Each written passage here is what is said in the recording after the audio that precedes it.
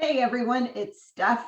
Welcome back to the TRE Story Hour. This is our last installment on the disc, and I have saved a big one for last. We are going to talk about the C behavioral type, which is the Contemplator. This was originally called compliance, but all of my high C clients hate that word. It's a very loaded term. What they are compliant to is logic. They're not just compliant to any old thing. So let's dive into what makes them tick. The questions that they're going to ask themselves sound something like this. Why does this rule exist? And why do you think you can circumvent it? Why are we spending resources on something without research or a specific plan in place? Has this been tested? Are there precedents? Have you really thought this through? The Contemplator is society's intellectual compliance officer. C's do not automatically comply with any rule. It must be based on logic. In fact, they take great offense to regulations or actions that are not well thought out. C's are most comfortable in environments that are orderly and analytical. Their ability to process complex details makes them naturals in professions like, here's the list: engineering, accounting, medicine, technology, law, education, finance, realms that require tremendous amount of detail, training, and oversight. They are insatiably curious and tend to excel in school. If you've ever met anyone who said that they wish that they could just stay in school forever and get paid for it, chances are you were talking to a high C.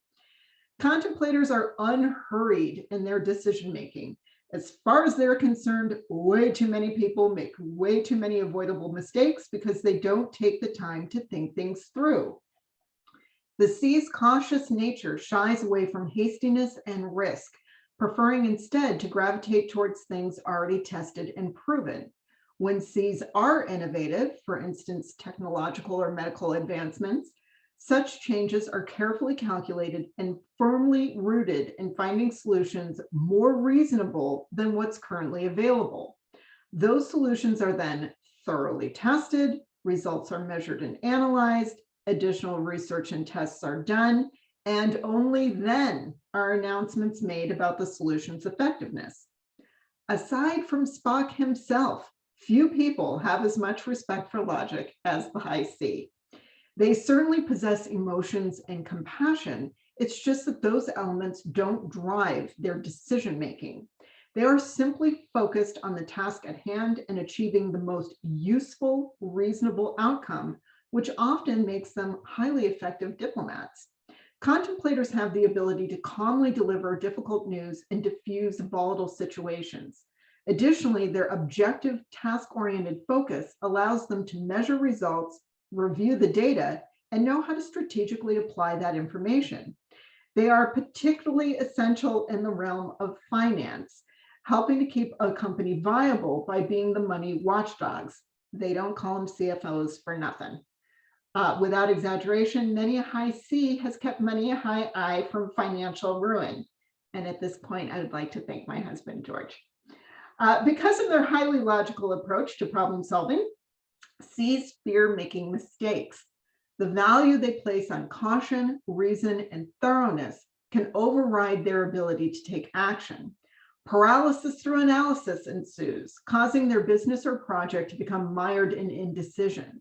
Ironically, as lifelong learners, C's can have a difficult time equating making a mistake with learning, instead tending toward perfectionism. Therefore, we all must be prepared to factor in some time for our coworkers' contemplation before expecting them to meet a deadline. So this is the final week of reading from my book. It's Disc, Leverage Your Nature, Increase Your Sales. That's available on Amazon. And here are some of the takeaways that I've learned over the years dealing with a high C, and I've had no better teacher than my husband, George. C's are amazing with detail. They can take in enormous volumes of information and data. They really are insatiable learners, insatiable readers, and they just kind of store that in their mind palace, and then they draw down on it like they need to, as if it were a bank account.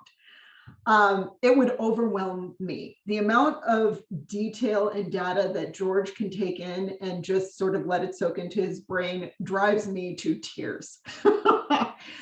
But here's where the C can get challenged. They don't act quickly. Even in a situation where a sense of urgency might be needed, that can cause them a lot of anxiety, because moving quickly means for them, we're missing something. We're going to miss a detail. And there are times where perfection outpaces the need for progress, and that can stagnate them if they're not self-aware. So that's something to keep in mind when you are communicating with a high C colleague, or in my case, relative, is you have to give them time to process what it is that you want to do.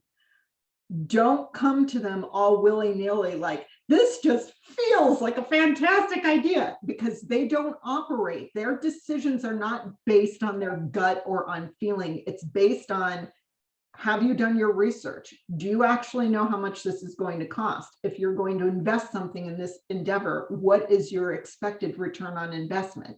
They want to know what the process is. They want to have a firm sense that you have thought this through, and you're not just going to throw money at a problem at like spaghetti at a wall and see if it sticks. That's not their jam. So one thing that I've really learned from George and from my high C clients and friends is, when they ask you these questions, they're not trying to rain on your parade and destroy your dreams. They're actually trying to protect you. It's like their love language is caution, okay? So go into the conversation with them prepared to share information, show that you've taken the time to at least do some of your preliminary homework, and that will gain their trust and their respect that you actually have a process to your decision making. And at that point, they will happily get on board and help you see it all the way through. So this is the last of D, I, S, and C. We've gone through director, influencer, supporter, and contemplator. I hope that this has been interesting and useful to you. And if you need any help with figuring out how to integrate your team or communicate with opposing styles, you know where to find me. So I hope you all had a fantastic Thanksgiving weekend, and I will see you next week with a whole fresh topic. Take care, guys. Bye.